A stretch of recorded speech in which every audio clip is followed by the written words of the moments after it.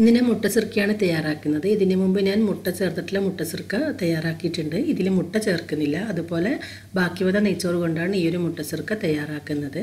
മുട്ട ചേർത്ത മുട്ടസുർക്ക പോലെ തന്നെ വളരെ ടേസ്റ്റിയാണ് ഈ ഒരു മുട്ടസുർക്കക്കും. അപ്പോൾ നമുക്ക് ഇതെങ്ങനെയാണ് തയ്യാറാക്കുന്നത് നോക്കാം. ആദ്യം ഞാനിവിടെ 2 കപ്പ് പച്ചരി ഒരു 4 മണിക്കൂർ വെള്ളത്തിൽ കുതിർത്ത് വെച്ചിട്ടുണ്ട്. 4 മണിക്കൂറിന് ശേഷം നമുക്ക് ഈ പച്ചരി നന്നായിട്ടൊന്ന് കഴുകിയെടുക്കണം. ഞാനിവിടെ 1 കപ്പ് നെയ്ച്ചോറ് എടുത്തിട്ടുണ്ട്. ഈ നെയ്ച്ചോറ് ഒരു പ്രാവശ്യം വെള്ളത്തിലൊന്ന് കഴുകിയെടുത്തതാണ്. കുറേ കഴുകൊന്നും വേണ്ട, കുറച്ച് വെള്ളം ഒഴിച്ചിട്ടൊന്ന് കഴുകിയെടുത്താൽ മാത്രം മതി. ഒരുപാട് കഴുകിയിട്ടുണ്ടെങ്കിൽ ആ ഒരു നെയ്ച്ചോറിൻ്റെ ടേസ്റ്റ് പോകും. അപ്പം നമുക്ക് മുട്ടസുർക്കയ്ക്ക് വിചാരിച്ചത്ര ടേസ്റ്റ് ഉണ്ടാവില്ല. ഇനി നമുക്കിതിലേക്ക് നമ്മൾ നേരത്തെ കഴുകി വെച്ച അരി ഇതിലേക്ക് ചേർത്ത് കൊടുക്കാം. നിങ്ങൾക്ക് വേണമെങ്കിൽ നെയ്ച്ചോറിന് പകരം സാധാരണ ചോറ് വെച്ചിട്ടും ചെയ്യാം, അപ്പോഴും നന്നായിട്ട് വരും. പക്ഷേ നെയ്ച്ചോറ് വെച്ചിട്ട് ചെയ്യുമ്പോൾ നല്ലൊരു ടേസ്റ്റാണ്. നിങ്ങൾ നെയ്ച്ചോറ് ബാക്കി ഉണ്ടാകുന്ന സമയത്ത് ഇങ്ങനെ ട്രൈ ചെയ്ത് നോക്കണം.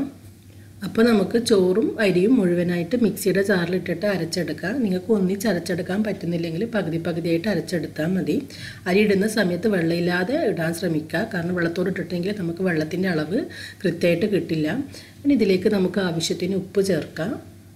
ഒരു 2 ഏലക്കായ് ഞാൻ ചേർക്കുന്നുണ്ട്. 2 ചേർത്താൽ മതി. നമ്മൾ നെയ്ച്ചോറ് വെക്കുന്ന സമയത്ത് ഏലക്കായ ചേർക്കുന്നത് കൊണ്ട് ഒരു 2 ചേർത്താൽ മതി. സാധാരണ ചോറ് നമ്മൾ ഇതിലേക്ക് ചേർക്കുന്നത് എങ്കിൽ ഒരു 3 ഏലക്ക വരെ ചേർക്കാം. ഇനി ഇതിലേക്ക് ഞാൻ 1 കപ്പ് വെള്ളമാണ് ഒഴിക്കുന്നത്.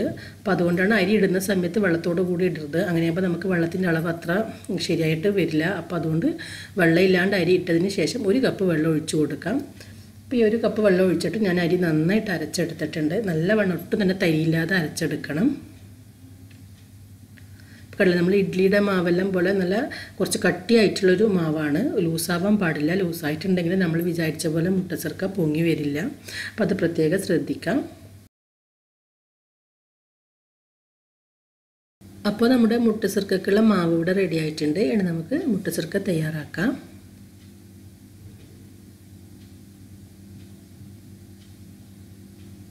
ഞാനിവിടെ ഒരു ഇരുമ്പിൻ്റെ ചട്ടിയാണ് എടുത്തിട്ടുള്ളത്. ഇരുമ്പിൻ്റെ ചട്ടി ഉണ്ടെങ്കിൽ അതിൽ തന്നെ ഫ്രൈ ചെയ്തെടുക്കാം. അങ്ങനെയാകുമ്പോൾ അടിക്കൊന്നും പിടിക്കാതെ നന്നായിട്ട് പൊങ്ങി വരും.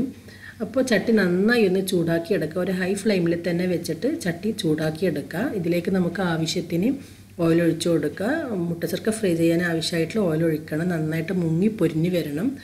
അപ്പോൾ എണ്ണ നന്നായി തിളക്കണം. ഒരു ഹൈ ഫ്ലെയിമിൽ വെച്ചിട്ട് എണ്ണ നന്നായി തിളച്ചതിന് ശേഷം ഒരു മീഡിയം ഫ്ലെയിമിലാക്കുക. ഒരിക്കലും ലോ ഫ്ലെയിമിൽ ഫ്രൈ ചെയ്തെടുക്കരുത്.